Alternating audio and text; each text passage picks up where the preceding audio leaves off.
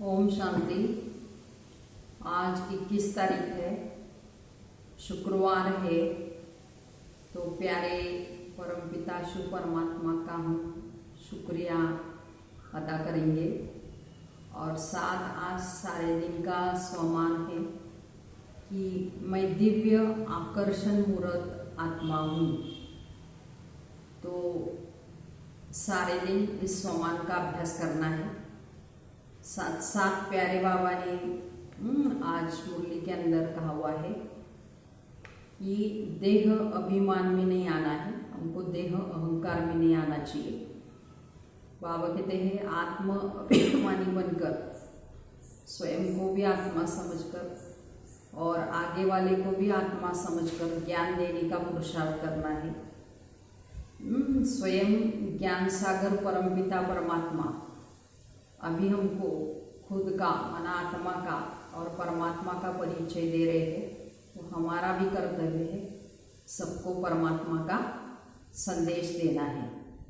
तो आज का प्यारे बाबा का महावाक्य है कि बाबा कहते मीठे बच्चे ज्ञान को बुद्धि में धारण कर आपस में मिलकर क्लास चलाओ, अपना और औरों का कल्याण कर सच्ची कमाई करते रहो। प्रश्न है, तुम बच्चों में कौन सा अहंकार कभी नहीं आना चाहिए?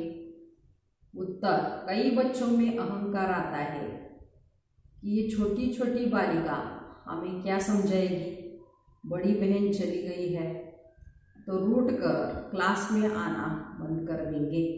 ये है माया के विघ्न। तो बाबा कहते हैं बच्चे, तुम सुनाने वाले के टीचर के नाम रूप को न दे, बाप की याद में रहे मुरली सुनो, अहंकार में मत आओ। तो आज प्यारे बाबा ने कहा है कि हमको देह के अहंकार में नहीं आना है। तो ज्ञान सुनाने वाला तो ज्ञान सागर शिव बाबा है। और कई तो समझते हैं फिर ये छोटी छोटी ब्रह्मा कुमारियाँ बालिका हमको ज्ञान सुनाए, बड़ी टीचर नहीं है तो आना भी बंद कर देते। ऐसे किसी के नाम रूप के पीछे नहीं लटकना है। तो हमें पढ़ाने वाला, हमें ज्ञान सुनाने वाला स्वयं भगवान ज्ञान का सागर शिव बाबा है। ऐसे स्मृति में रहना है, देह के अहंकार में नहीं आना है। ओम शांति। बाप बच्चों को समझाते हैं।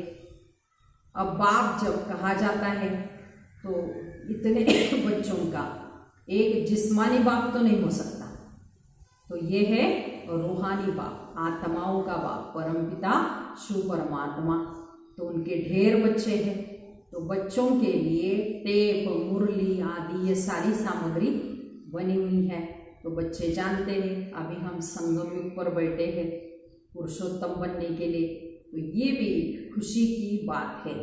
तो बाप है हमको आकर पुरुषोत्तम बनाते हैं। तो ये लक्ष्मी नारायण है पुरुषोत्तम। तो इस सृष्टि में उत्तम पुरुष, मध्यम और कनिष्ठ भी होते हैं। तो बाप ही पुरुषोत्तम बनाते हैं। आदि में है उत्तम, तो बीच में मध्यम और अंत में कनिष्ठ। हर चीज पहले नई उत्तम होती है, फिर मध्यम, फिर कनिष्ठ पुरानी बनती है। तो दुनिया का भी ऐसे है। तो जो जिन जिन बातों पर मनुष्यों को संशय आता है तो उस पर तुमको समझाना है। बहुत करके ब्रह्मा के लिए भी कहते हैं कि इनको क्यों बिठाया है। तो उनको झाड़ के चित्र पर ले आना चाहिए। देखो नीचे तपस्या भी कर रहे हैं और ऊपर में एकदम अंत में बहुत जन्मों के अंत में खड़ी हुई है। तो बाबा कहते मैं इनमें प्रवेश करता हूँ, इस ब्रह्मा तन में। तो ये बातें समझाने वाला बड़ा अक्लमंद चाहिए बाप।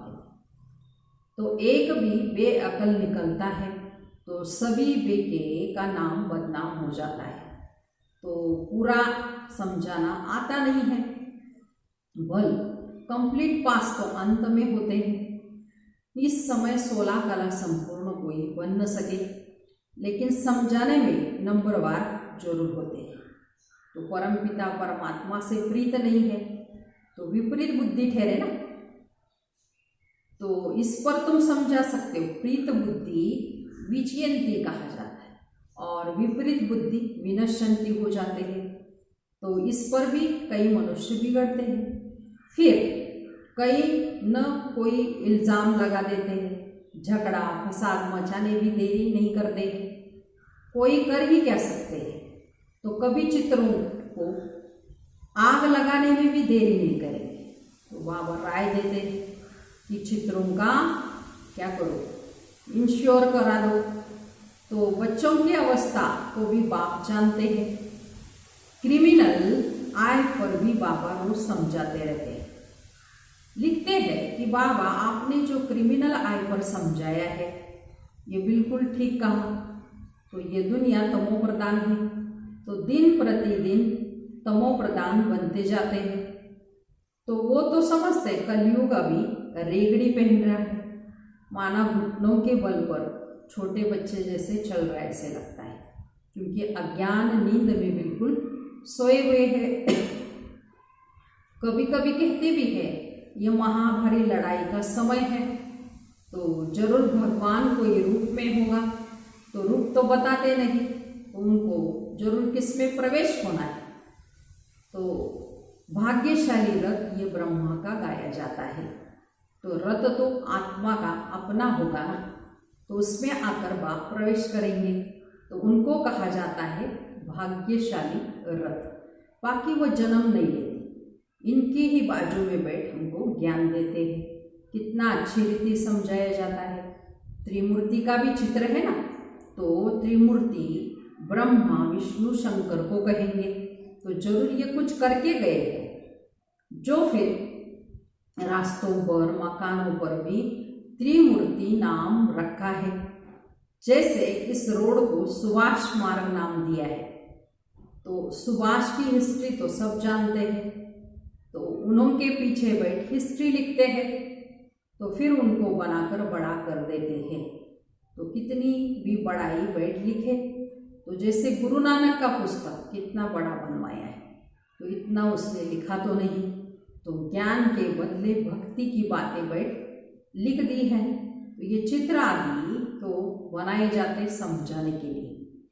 तो ये तो जानते हो, इन आँखों से जो कुछ दिखाई पड़ता है ये सब भस्म हो जाना है। तो बाकी आत्माएं तो यहाँ रह न सके, तो जरूर घर चली जाएगी। ऐसी ऐसी बातें कोई की बुद्धि में बैठती थोड़ी है। अगर धारणा होती तो क्लास में क्यों नहीं आते, क्लास क्यों नहीं चलाते।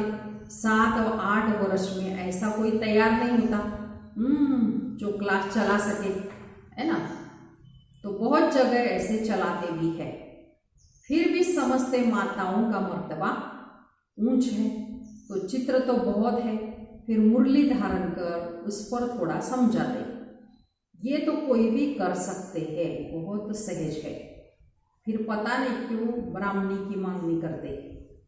ब्राह्मणी कहाँ गई तो बस रूठ कर बैठ जाते हैं, क्लास में नहीं आते, आपस में खिटपिट हो जाती है। मुरली तो बाबा कहते कोई भी बैठ सुना सकते हैं, तो कहेंगे फुर्सत नहीं। ये तो अपना भी कल्याण करना है, तो औरों का भी कल्याण करना है, क्योंकि बहुत भारी कमाएगा। ज्ञान लेकर खुद का भी कल्याण करो और औरों का भी कल्याण करो। सच्ची कमाई करनी है, जो मनुष्यों को हीरे जैसा जीवन बन जाए मनुष्यों का। स्वर्ग में तो सब जाएंगे ना, लेकिन वहाँ सदैव सुखी रहते हैं। ऐसे नहीं प्रजा की आयु कम होती है, नहीं, प्रजा की भी वहाँ आयु बड़ी होती है, बाबा ने सुनाया। तो वह है कि अमर लोग, कहते अकाल मृत्यु वहाँ नहीं होती। बाकी पद कम जास्ती होते हैं। तो कोई भी टॉपिक पर बच्चों को क्लास करना चाहिए। ऐसे क्यों कहते हैं अच्छी ब्राह्मणी चाहिए, आपस में क्लास चला सकते हैं ना, ऐसे रडियाँ नहीं मारनी चाहिए बात। कोई कोई को तो बहुत अहंकार आता है बाप, ये छोटी छोटी बालिकाएं क्या समझाएगी। माया के विघ्न बहुत पड़ते हैं, बुद्धि में नहीं बैठता। तो बाबा रोज समझाते रहते हैं। शिव बाबा तो टॉपिक पर नहीं समझाएंगे ना, तो वो तो सागर है, उछले मारते रहेंगे। तो कभी बच्चों को समझाते, कभी बाहर वालों के लिए समझाते। मुरली तो सबको मिलती है। देखो अभी बाबा कहते मुरली तो सबके पास जाएगी। तो साइंस की इतनी इन्वेंशन हुई है, तो कोरोना के कारण बंद हुआ है, परंतु फिर भी साइंस के साधनों के द्वारा मोबाइल पर हम टीवी पर ऑनलाइन मुरली सुनते हैं। तो आगे कहते मुरली तो सबको मिलती है। अक्षर नहीं जानते तो सीखना चाहिए ना, अपनी उन्नति के लिए पुरुषार्थ करना चाहिए ना। बात है अपना भी और दूसरों का भी हमको कल्याण करना है। ये बात ब्रह्मा बाप भी सुना सकते, परंतु बच्चों का उद्योग शिव बाबा तरफ रहे, इसलिए कहते हमेशा समझो शिव बाबा सुनाते हैं, शिव बाबा पढ़ाते हैं, शिव बाबा को ही याद करो। तो शिव बाबा परमधाम से आए हैं, मुरली सुना रहे हैं। तो ये ब्रह्मा तो परमधाम से आकर नहीं सुनाते। समझो शिव बाबा इस तन में आकर हमको मुरली सुना रहे हैं, तो ये बुद्धि में याद होना चाहिए। तो यथार्थ रीति ये बुद्धि में रहे तो याद की यात्रा भी रहेगी ना। परंतु यहाँ बैठे भी बहुतों का बुद्धियोग इधर उधर भटकता है, चला जाता है। तो यहाँ तुम यात्रा पर अच्छी रीति रह सकते हो, नहीं तो गांव याद आएगा, घर बार याद आएगा। बुद्धि में ये याद रहता है शिव बाबा हमको इसमें बैठ पढ़ाते हैं ब्रह्मा में। तो हम शिव बाबा के याद में मुरली सुन रहे थे, फिर बुद्धियोग वहाँ भागा। ऐसे बहुतों का बुद्धियोग यहाँ वहाँ चला जाता है। तो यहाँ तुम यात्रा पर अच्छी तरह रह सकते हो, समझते हो शिव बाबा परम धाम से आए हैं। बाहर गावड़े आदि में रहने से यह ख्याल नहीं रहता। तो कोई कोई समझते शिव बाबा की मुरली इन कानों से सुन रहे हैं, फिर सुनाने वाले का नाम रूप याद न रहे। तो ये सारा ज्ञान अंदर है ना, तो अंदर में ख्याल रहे शिव बाबा की मुरली हम सुनते हैं। ऐसे नहीं फलानी बहन सुना रही है, नहीं शिव बाबा की मुरली सुन रहे हैं। ये भी याद में रहने की युक्तियाँ है। तो ऐसे नहीं कि जितना समय मिले हम मुरली सुनते हैं, याद में है, नहीं। बाबा कहते हैं बहुतों की बुद्धि कहाँ कहाँ बाहर चली जाती है, भटकती है, खेती बाड़ी आदि याद आती रहेगी। तो बुद्धियों कहाँ बाहर भटकना नहीं चाहिए। शिव बाबा को याद करने में कोई तकलीफ थोड़ी है, परंतु माया याद करने ही नहीं देती। सारा समय शिव बाबा की याद रह नहीं सकती, और ख्यालात आते जाते हैं। नंबरवार पुरुषार्थ अनुसार है ना। जो बहुत नज़दीक वाले होंगे उनकी बुद्धि में अच्छी रीति बैठेगा, तो सब थोड़ी 8 की माला में आ सकेंगे। ज्ञान योग दैवी गुण ये सब अपने में देखना है, कितना ज्ञान में अच्छी रीति आगे बढ़े हैं, कितना बाप की याद में रहते हैं। दूसरा, इतने दिनों के अंदर हमारे अंदर दैवी गुण कितने आएंगे देखना है। तो हमारे में कोई अवगुण तो नहीं, माया के वश कोई विकर्म तो नहीं होता। तो कोई कोई बहुत लालची बन जाते हैं, और लालच का भी भूत होता है। तो माया की प्रवेशता ऐसी होती है जो भूख भूख करते रहते हैं। कहते खाऊं खाऊं पेट के बनाऊं भरूं। कोई में खाने की बहुत आसक्ति होती है, खाने का भी कायदे अनुसार ही खाना चाहिए। ढेर बच्चे, अब बहुत बच्चे बनने वाले हैं, कितनी ब्राह्मण ब्राह्मणियाँ बनेंगे। बच्चों को भी कहता हूँ तुम ब्राह्मण बन बैठो। माताओं को आगे रखा जाता है। शिव शक्ति भारत माताओं की जय कहते हैं ना। तो बाप कहते हैं अपने को आत्मा समझो और बाप को याद करो, और स्वदर्शन चक्र फिराओ। स्वदर्शन चक्रधारी तुम ब्राह्मण। तो ये बातें नया कोई आए तो समझ न सके, तो तुम हो सर्वोत्तम ब्रह्मा मुखवंशावली ब्राह्मण कुलभूषण स्वदर्शन चक्रधारी। तो नया कोई सुने तो कहेंगे स्वदर्शन चक्र तो विष्णु को है। तो ये फिर सबको कहते रहते, मानेंगे नहीं। इसलिए नए नए को भी सभा में अलाउ नहीं करते, क्योंकि समझ नहीं सकेंगे ज्ञान को। कोई कोई फिर बिगड़ पड़ते हैं, क्या हम बेसमझ है जो आने नहीं दिए जाता। तो और सत्संगों में तो ऐसे भी हुई जाते रहते हैं, वहाँ तो शास्त्रों की बातें सुनाते रहते हैं। वह सुनकर हर एक वह सुनना हर एक का हक है। यहाँ तो संभाल रखनी पड़ती है। ये ईश्वरीय ज्ञान बुद्धि में नहीं बैठता तो बिगड़ पड़ते हैं। चित्रों की भी संभाल रखनी पड़ती है। तो इस आसुरी दुनिया में अपनी दैवी राज्य की स्थापना करनी है। जैसे क्राइस्ट आया अपना धर्म स्थापन करने, तो ये बाप दैवी राजधानी स्थापन करते हैं। तो इसमें हिंसा वगैरह की बात नहीं, न तुम काम कटाई की और न स्थूल हिंसा कर सकते हो। तो गाती भी है मूत पलिती कपड़ धोए। तो मनुष्य तो बिल्कुल घोर अंधियारे में है। तो बाबा आकर घोर अंधियारे से घोर सोचरा करते हैं। तो फिर भी कोई कोई बाबा कहकर फिर मुंह मोड़ देते हैं, तो पढ़ाई छोड़ देते हैं जो भगवान विश्व का मालिक बनाने के लिए पढ़ाते। तो ऐसी पढ़ाई को कोई छोड़ दे तो उनको कहा जाता है महान मूर्ख।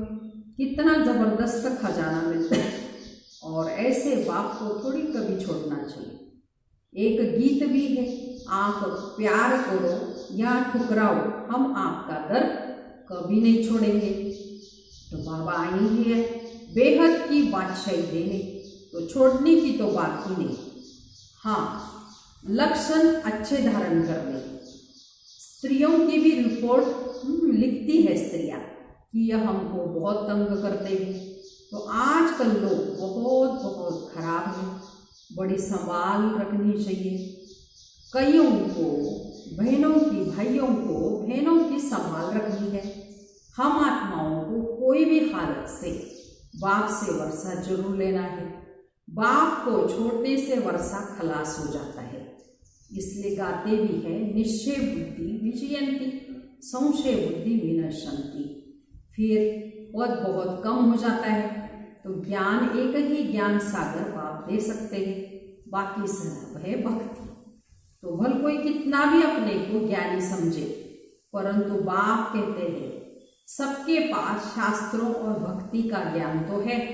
तो सच्चा ज्ञान किसको कहा जाता है ये मनुष्य नहीं जानते, इसलिए उनको समझाना है। अज्ञान अंधेरे से निकालना है और ज्ञान की रोशनी देनी है। अच्छा, मीठे मीठे सिकिलते बच्चों प्रति माता पिता बाप दादा का याद प्यार और गुड मॉर्निंग। रूहानी बाप की रूहानी बच्चों को नमस्ते। हम रूहानी बच्चों की रूहानी माता पिता बाप दादा को याद प्यार गुड मॉर्निंग और नमस्ते। हम बनेंगे फरिश्ते। वाह बाबा वाह, शुक्रिया बाबा शुक्रिया, थैंक्स बाबा थैंक्स। धारणा के लिए मुख्य सार, पहली पॉइंट, ध्यान रखना है कि मुरली सुनते समय बुद्धियोग बाहर भटकता तो नहीं है।